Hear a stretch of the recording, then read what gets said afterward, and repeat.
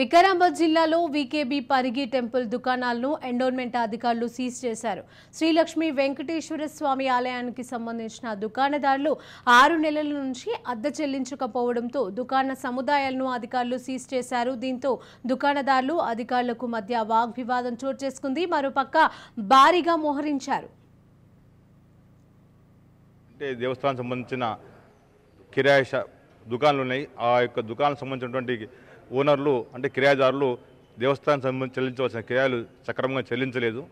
గత 2 నెలల నుంచి కూడా పెండింగ్ ఉంటున్నది. వాళ్ళు నోటీస్ ఇచ్చినప్పటికి కూడా వాళ్ళు దాని మీద ఏ విధంగా రెస్పాండ్ కాలేదు. కాబట్టి ఈరోజు సంబంధిత దుకాణ సముదాయానికంటే కిరాయిలకు షాపులకు సీల్ వేయడం జరిగింది. వాళ్ళు ఈ విధంగా చర్చించి సార్ మా ఎఫ్డీలో మా డిపాజిట్ ఉందని డిపాజిట్ గురించి అవన్నీ పత్రాలు ఇవ్వమంటాము. ఆ పత్రాలు ఉన్న ఆ యొక్క డిపాజిట్ సంబంధించినటువంటి వివరాలను కూడా సేకరించి వాళ్ళు ఇచ్చిన తీసుకొని సేకరించి దేవాశాఖ అధికారులకు తెలియపరిచి దాని మీద వెంటనే తగు చర్య తీసుకొని వాళ్ళకి అష్యూర్ ఇవ్వగలము. ఉత్తర్వులు ఏ విధంగా ఉత్తర్వులు ఇస్తే ఆ విధంగా మేము నడుచుకోగలము.